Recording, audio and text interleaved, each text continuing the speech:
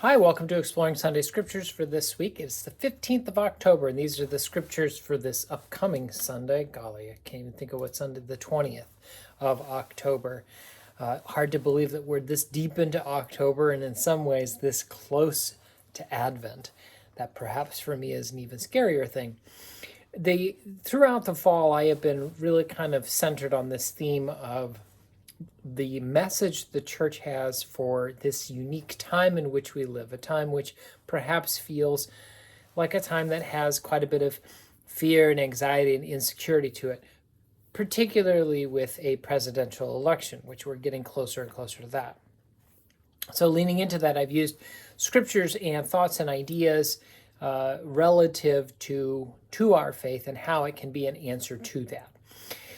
This continues with that thought as well, looking at a resource that was shared with me that a number of years back that uses the Serenity Prayer as a basis of four thoughts or four central concepts to relieve our anxieties and to move us into a place of serenity and acceptance. So the Serenity Prayer there. And this is the first of those, but this really stands in conjunction with what I have been preaching on throughout this fall. So this coming Sunday is really focused on that sense of how do we move ourselves from a place of anxiety to a place of serenity. Now, serenity is different than simply acceptance. It does speak of something different. So there are three scriptures that we have for this week. We begin in the Old Testament from the book of Proverbs, then move to one of Paul's letters to the church in Thessalonica, and then finally a passage from the Gospel of Matthew, from late in the Gospel of Matthew. So beginning with the Old Testament in Proverbs, we're at chapter 3. Now, Proverbs is a composition of wise sayings. So these are sort of general wisdom that is passed down in this book, which has collected them together. And if we can say there's a central theme to Proverbs, it is the value of wisdom in your own life. So cultivating that and learning from the past and not making or repeating the same mistakes, or some things to do in order to ensure that wisdom is curated, you might say. When we get to our passage today in the third chapter, very early on, we have in the first line, "My child, do not let these escape from your sight."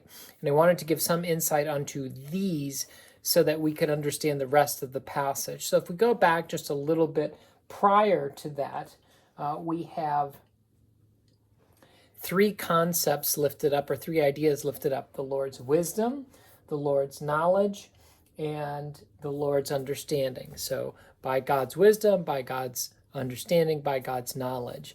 These are these that are referred to. So when we get to "my child, do not let these," it is referring to God's wisdom, God's knowledge, and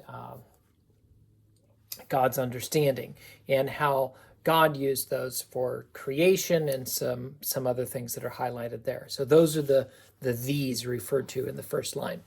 So verse 21 through 26 from Proverbs. "My child, do not let these escape from your sight. Keep sound wisdom and prudence, and they will be life for your soul and adornment for your neck. Then you will walk on your way securely, and your foot will not stumble. If you sit down, you will not be afraid.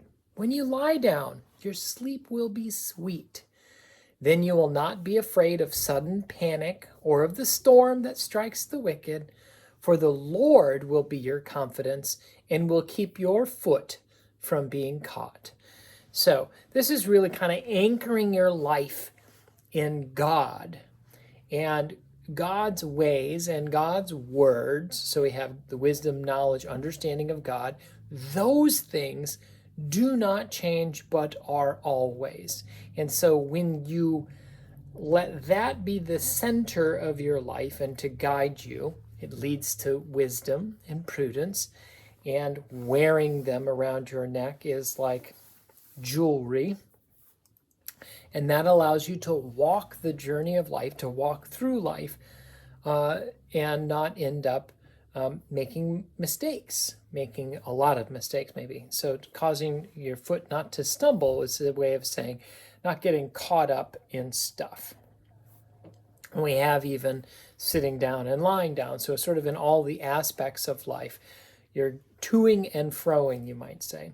And it will give you even such reassurance that fear will not be a component as situations and circumstances are faced, whether they be presidential elections or be they other phenomena that makes people move into a panic and to fear. Is anchoring ourselves in God allows us to be at peace no matter what the situation is. Now in Thessalonians, this is the 5th chapter, and you're going to have a very similar theme here. And this is really sort of the church in Thessalonica trying to understand, when to expect God's return and how concerned they should be. And let me just read it to you, and then we'll explore it further. So this is how Paul writes to them. Now, concerning the times and seasons, brothers and sisters, you do not need to have anything written to you. For you yourselves know very well that the day of the Lord will come like a thief in the night. When they say, there's peace and security, then sudden destruction will come upon them as labor pains come upon a pregnant woman, and there will be no escape. But you, brothers and sisters, are not in darkness, for that day to surprise you like a thief. For you are all children of light, children of day. We are not of the darkness or of night. So then let us not fall asleep as others do, but let us keep awake and be sober. For those who sleep, sleep at night, and those who are drunk, get drunk at night. But since we belong to the day, let us be sober and put on the breastplate of faith and love, and for a helmet the hope of salvation. For God has destined us not for wrath, but for obtaining salvation through our Lord Jesus Christ, who died for us. So whether we are awake or asleep, we may live with him. Therefore, encourage one another and build up each other, as indeed you are doing. So that's the conclusion of the passage. But Paul pretty much is saying, do what you've been doing. You've been doing great. So don't waver in your dedication and commitment to what you have been doing, but keep it up. And the other thing here is sort of this overriding concern about when the time is going to be. And we hear from Paul, we're going to hear from the gospel as well. No. So don't let that be what is the driving impulse for anything. It could come anytime. And so rather than being focused on trying to get the timing understood or what the signs are, instead just anchor, again, we go back to kind of Proverbs, anchor yourself to God, commit yourself to the knowledge and understanding of the Lord. And then it's juxtaposing sort of the two different paradigms here, those that are anchored to God versus those that are not. And this uses light and darkness, and in that sort of juxtaposition between the two. So we pick up the same theme from the Gospel of Matthew, and this time it's Jesus speaking, just like Paul, saying we don't know. And this is how Jesus speaks it there. But about that day or hour no one knows, neither the angels of heaven nor the Son, but only the Father. For as the days of Noah were, so will the coming Son of Man. For as in the days of before the flood they were eating and drinking, marrying and giving in marriage until the day Noah entered the ark, and they knew nothing until the flood came and swept them all away, so too will be the coming of the Son of Man.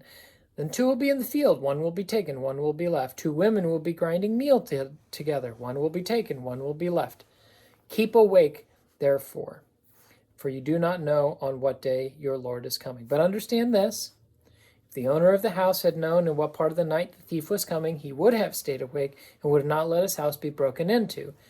Therefore you also must be ready, for the Son of Man is coming at an hour that you do not expect.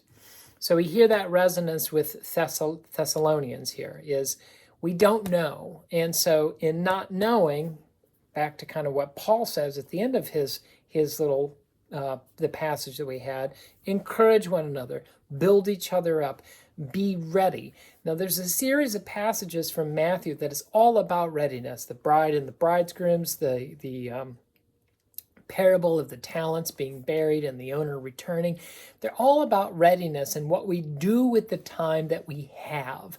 And that is really what readiness is how are we spending the time that we have? We don't know what kind of time there is.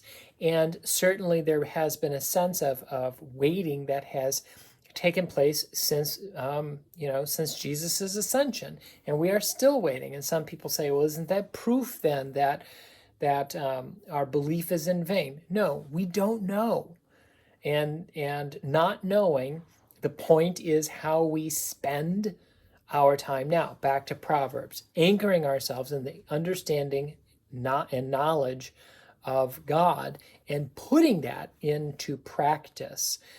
So whenever that hour comes, we will be ready. And if it does not come in our lifetime, so be it. Now, and that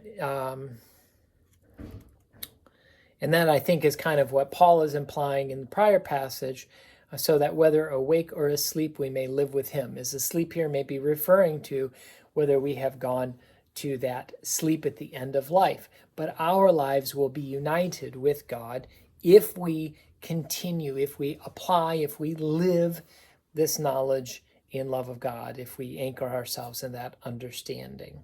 So here we are in the sense of we could be anxious about all the things happening in the world. We could try to read the tea leaves and say, oh, this must be a sign, or maybe it's not the sign, or whatever it might be. And the point is not that, but actually find serenity. And where do we find that serenity? We find that serenity with God, who allows us to face any time and all time in a place of conviction, in a place of security, if you will, because we know that we're going to be okay, because we are committed to God and God's ways. So a small exploration of these scriptures. Again, they are Proverbs chapter 3, verses 21 through 26, 1 Thessalonians 5, verses 1 through 11, and Matthew chapter 24, verses 36 through 44. I hope you'll go back and look at them again, explore them, perhaps read what's around them a little bit to sit them in their context and to appreciate that as we then move towards worship this weekend on the 20th and see what fresh things God has for us to hear on these same passages this week. As always, it's great to explore the scriptures with you, and I look forward to being back with you next week as we explore the next part of this series, the church's role, or how it is uniquely equipped to meet the challenges of our particular time. God bless you. Take care.